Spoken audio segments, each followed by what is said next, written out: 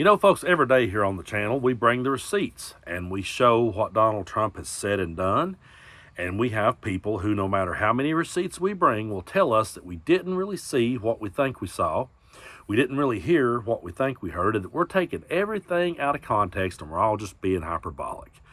And I know you guys are in my comment section taking up for me and what I've said, and I appreciate you so much for doing that. And I know that just like me, you're so sick and tired this election cycle, actually since Donald Trump came down the escalator, you're sick and tired of being gaslit by these people.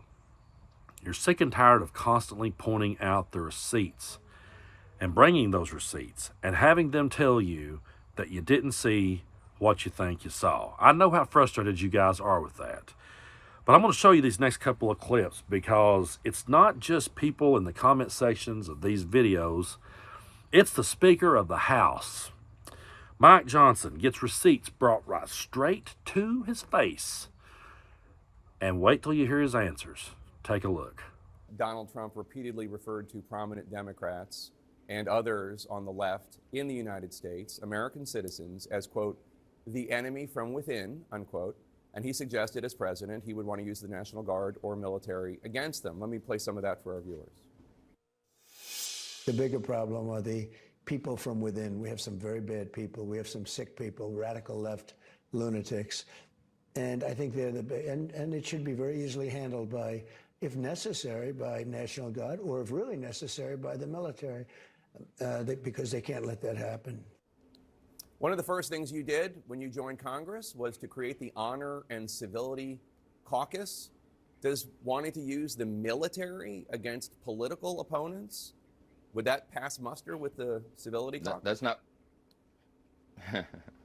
Jake, you know that's not what he's talking about there. What he's talking about is marauding gangs of dangerous, violent people who are destroying public property. He talked about Adam Schiff and threatening the Pelosi's. Other American citizens. He's not talking. I mean, Governor Youngkin tried this with me too. First of all, I'd like to point out how awkward and uncomfortable Mike Johnson looks because he knows the receipts are coming, folks. He already knows what Jake Tapper is going to say, and he realizes I'm on national television worldwide. This is going worldwide, and everyone is about to see me expose myself for having no spine whatsoever.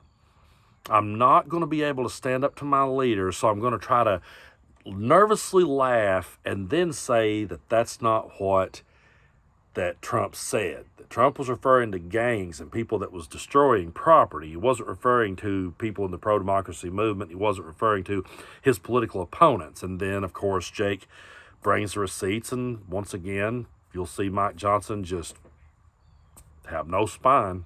Let me play, because he was asked about this later on, because Fox always likes to give Donald Trump an opportunity to clean it up.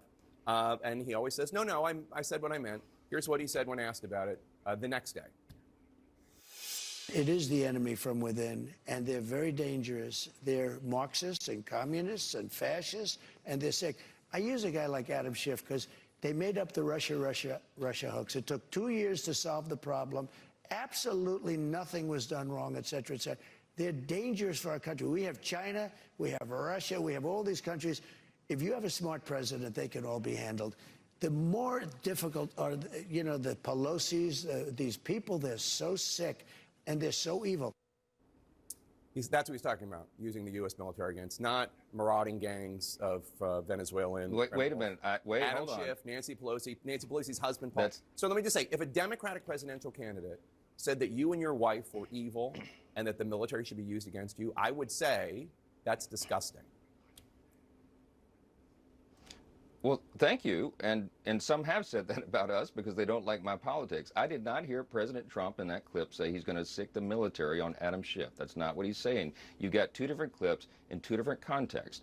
What President Trump is talking about is that they have been attacking and maligning him from the day he came down that golden escalator. Now, I've seen some people say that Jake Tapper really took him to the woodshed in this segment, and I don't have anything against Jake Tapper. I think he does a good job a lot of times, but I just don't think he really went at Mike Johnson hard enough here, because what should have been said right there is I would have cut in immediately. I wouldn't have let him keep going with that.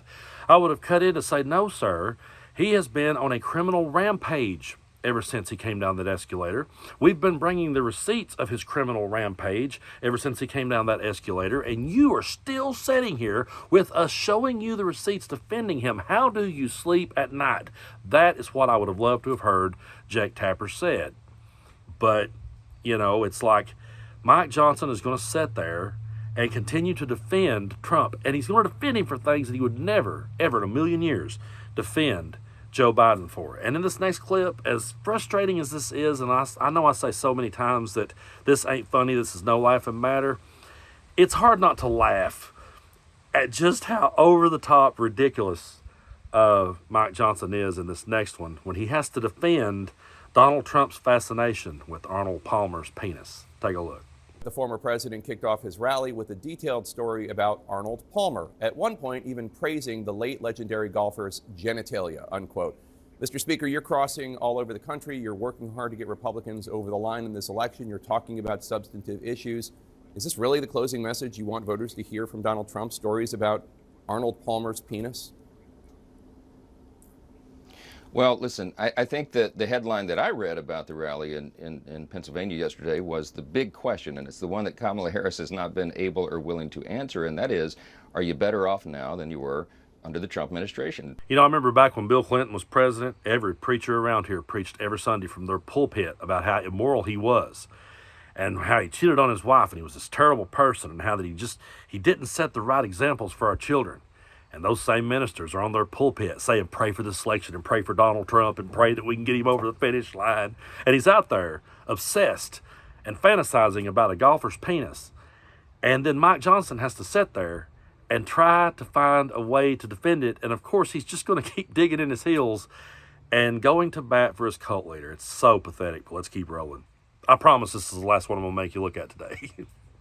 I'm sure that you think that a policy debate would be better than a personality debate, but if President Biden had gone on stage and spoke about the size of a pro golfer's penis, I think you would be on this show right now saying you were shocked and appalled, and you would suggest it was evidence of his cognitive decline. I wonder how Trump's remarks, not just the one about Arnold Palmer on his, quote, manhood, but everything we've heard from Trump this week, how it fits in with the analysis that the New York Times offered a few days ago. They looked at his speeches from 2015 and 2016 and looked at his speeches today and said, quote, with the passage of time, the 78-year-old former president's speeches have grown darker, harsher, longer, angrier, less focused, more profane, and increasingly fixated on the past. I know you want to talk about policy, and I respect that, but the reason that Donald Trump is not up 10 points is because of comments like that one, where people do have concerns about his fitness, his acuity, and his stability. Why is he talking about Arnold Palmer's penis in front of Pennsylvania voters? Jake, you seem to like that line a lot. Let me tell you that Donald Trump is doing rallies nonstop around the country. Let me just say something. I don't want to be talking about this. All right. You know what, Jake? I don't want to be talking about it either, and we shouldn't have to be talking about it, but we are, because that's who Donald Trump is, and Mike Johnson will sit there and go down on his sword for Donald Trump. And when the dust settles from this election and they lose and they realize that the red wave they thought was coming ain't going to come rescue them, they're going to be sitting there telling us that they never said these things and never supported these things. And I'm going to be sitting right here bringing the receipts and saying, oh, yes, you did. And while I'm not here to knock Jake Tapper, like I said, I like the guy, but I just think he could have hammered him a lot harder. I think everybody needs to hammer these people a lot harder and say to them, ask this question. Do you mean me when he says enemy from within? Is that what, would you be okay with seeing me put in handcuffs? Yes or no? Please answer that question, because we can say that we wouldn't want to see it happen to you. Can you give it back to us? They will not answer that because they don't want to rock the boat. They may not believe it. They may not want to see that happen to us. Maybe Mike Johnson don't want to see that happen to us. I'm going to give him the benefit of the doubt just for a second. Maybe he don't want to see that happen to me or you. But he doesn't want to rock the boat with Donald Trump.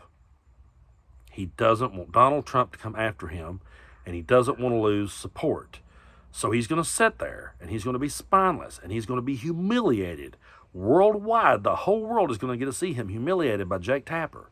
and he's going to sit there and take it, and he's going to eat it because he's not man enough to stand up and say, hey, this has gotten out of hand. This is not our party. This is not who we are. And yes, Jake, you're right. I would be sitting here if it was Biden talking about a golfer's penis. I would be sitting here saying it was disgraceful, and I will say it's disgraceful that our front runner done it, but he won't do it. You won't hear a politician have a backbone these days to do that because all they care about is the money. That's what it is. And they don't want to lose support. They don't want to rock the MAGA boat because MAGA is all that's propping up what's left of the Republican Party. You take MAGA away, you're not going to have a Republican president ever again. You're not even going to have a shot at it because they didn't have any ideas. They didn't have anything fresh. They didn't have anything new to present. They were an outdated party before Trump come along and hijacked it. Now they've got all this madness that they have to defend. And if they cut off that madness, they lose, and they know that. And they will whore themselves out for Donald Trump and for the money. And it's absolutely disgusting that that's where we're at. That Mike Johnson couldn't have just a fraction of a backbone. He's got none. And I know, that there's people that say, well, they can't really do that. Jake can't really do that. But man, I sure could have. I sure could have said, buddy, how are you sitting in that chair? How are you sitting upright? Because you cannot have a spine and sit here and say the things you said after I brought the receipts and showed them to your face, and you're still going to say it? That's what needs to be said to Mike Johnson. And when Mike Johnson is out there trying to rebrand the Republican Party, I promise everyone who's ever hit that subscribe button on my channel, and if you haven't, be sure to do so, I promise everyone I'll be sitting right here in this seat, bringing the receipts and saying, nope, we're not letting this guy off the hook. This is when he went on national television and defended his cult leader.